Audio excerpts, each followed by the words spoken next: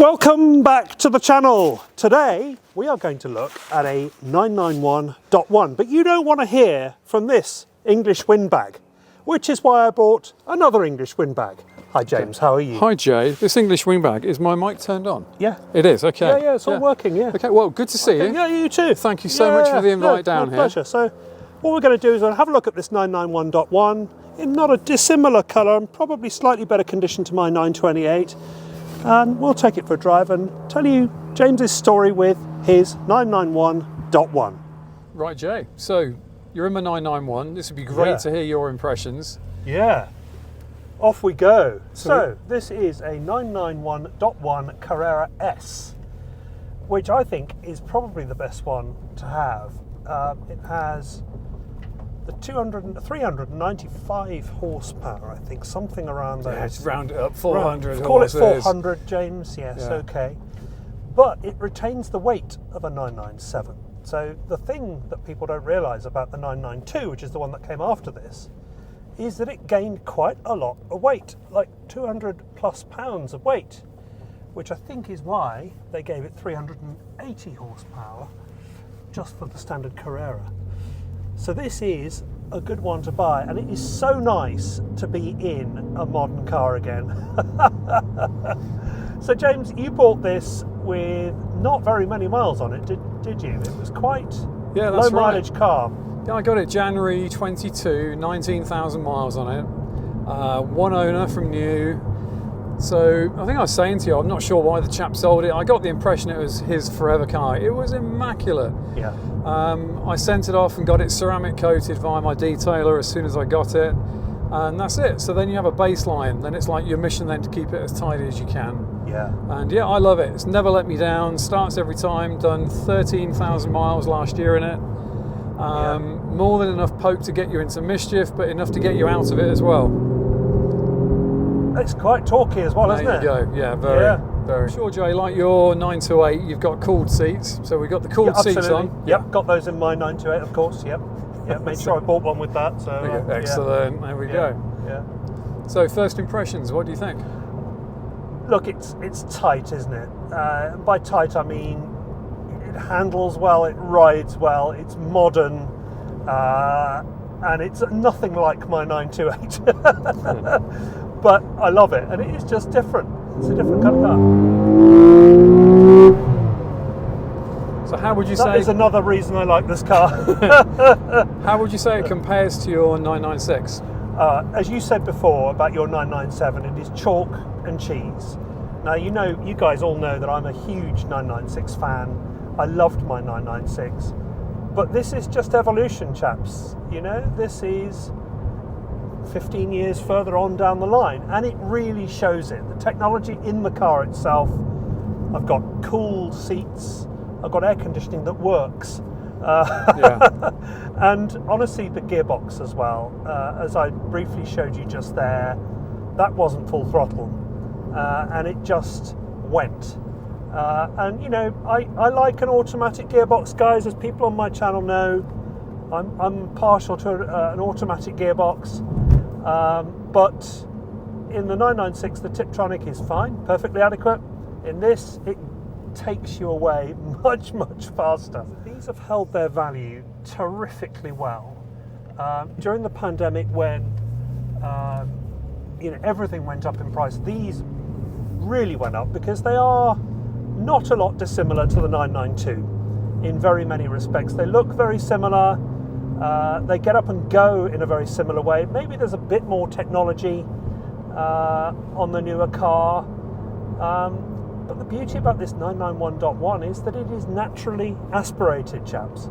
No turbo on this car. The 991.2 was the first car to have turbos. This does not have a turbo. So for those that like a high revving, naturally aspirated engine, which is the reason for buying a GT3 these days, if you can't afford a GT3, a Carrera S is probably the car that is for you. Exactly, I'd agree 100%. So the reason I went for this, I was looking at the 991.2. It had the first generation of like the turboed engine, and they've modified that now for the 992. But even that was stifled, and it just didn't feel like the whole Porsche that when I got into it, it didn't give me that like, oh wow, that was a Porsche. Yeah. So I know you can trick them up and you can do like all sorts of wonderfulness to them to make them a bit more visceral. But I would rather get something that from factory, Porsche felt this is as good as we can make it, or this is good enough that we want to sell it like this. Yeah. And this is what the S offered. So with the S, you got another 50 brake horse, so it's as good as down at 400 horses. Yeah. And it feels it as well. I mean, this is still a light car. We're only talking about a little bit over 3,000 pounds in weight, which is actually could even be slightly lighter than my 996 at the time. Certainly around the similar kind of weight. Which, when you're considering 400 horsepower versus the 320 that I had in that, and this really superb gearbox that just goes down the ratios very, very quickly. The 997 I had, that had 350, and I always felt we could do with a little bit more. Yeah. Honestly, if I had to stick with this, for a few more years, I wouldn't feel begrudged. Yeah. And that's the only thing stopping me pulling the trigger on a 992. It's the muffled exhaust tone. Yeah. New regs, emissions. I understand we've all got to do our bit for the planet, but I in a roundabout way, I plant trees for a living, so I think God's absolved me. So you can go for a cat bypass, James. You'll be fine. Yes, do that. Well, I hear that the new 992.2 is going to be a naturally aspirated 4 litre, so that might be the one to wait for, James. If you go from a 991 to something that you prefer the sound of a naturally aspirated engine and high revving and all that, that might be the one to go for. But, yeah, absolutely. Could well be. I'll wait and see what happens. And I've heard no rumours yet. I've seen a few pictures online and like some early camouflaged cars going around the ring. Yeah. But I've not heard anything about the engine. So yeah, we'll watch this space and see what happens. Around the twist is it just handles really well in that sort of classic 911. Modern 911 way. It rides well, but mysteriously it also handles well. It's just flat and dart-like, isn't it? Yeah, it is.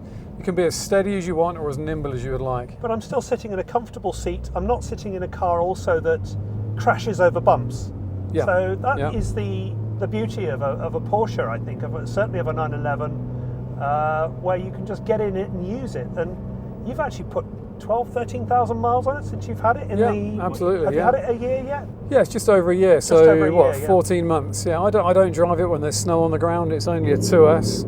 Yeah. So, but it's by no means a garage queen. If the roads are dry and the day's nice, I've got time or I've got a meeting, I'll take this every time. And this has the standard exhaust on it as well, with the quadruple pipes at the back. Yeah, you got it. And it still sounds absolutely fantastic. I won't blast it here because there's a lady walking her dog, and that would be a bit rude, but maybe I will now. That's the standard exhaust, folks. Yeah, it's pretty phenomenal, and it really howls. That last 1,000 on the last 1,000 revs. Yeah. So as I was saying to you, I'd liken it to a 2-stroke. So if you're old school like me and you grew up with 2 strokes and you wanted that power, and it's a kind of a little bit of a waiting game. You've got torque, but it's I'll get to 4 and then things start happening. By 5 it's awake, and at 6 it's a lunatic. But it sounds fantastic. And I'm sure there's always quicker cars. You'll never have the quicker car. Yeah. But is there anything about a 992 that makes you think, yeah, I'd really like that? Or do you feel that to go up to a 992 and the expense, of going up to a 992, is that something that's worth it, do you think, as an owner of a 991.1? At the moment, I'm not. I haven't got enough of a. So, for me, the next model's got to be a significant step, and there is, in the electronics. I mean, the Fred Flintstone PCM in this is pretty dated. Yeah. It does what you need, but it's like a 5-year-old iPhone. It's an embarrassment. But no, I've not had anything yet that's been that.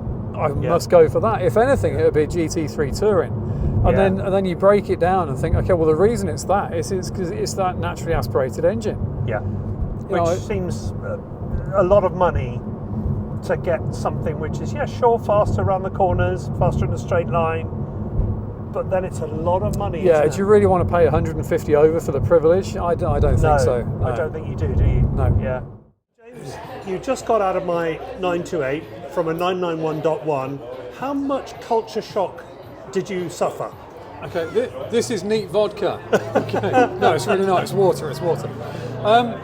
I would liken it to say you put a Range Rover with the old like big Vogues, big V8 thumpers in a garage with an MG and an old 911 of the era, and just let them do their magic overnight. Open the doors in 9 months, out would come the 928.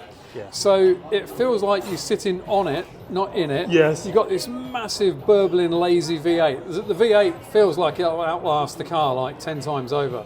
Love it, absolutely love it. Just a real, like, snapshot of the 80s. Yeah. Just opulent. Took you back in time. Yeah, unnecessary engine. Yeah, just big lollopy ride, real comfy. I can see where they were going with the Grand Tourer. Yeah. Really can. Well, thank you, my friend, for welcome. letting me drive your car. For those that are really thinking about, what they want to get next, I can strongly recommend to you a 991.1 for all the reasons that we just talked about. That naturally aspirated engine, the power, the quality of it. Those were the suspicions I had about it before I got into it. And James, with your sort of experience of this car, that's really helpful, for people who might be thinking about buying one. Reliability, the sturdiness of it, like you said, that like assurance. Whenever you turn the key, it'll work. Yeah. And when you do want to give it some, it really howls. It does remind you what's behind you. Yeah. Okay. Yeah. Well, with that, we will leave it there. Thank you so much for watching. Give a bloke a like or consider subscribing if this is your bag. But otherwise, I will see you in the next one.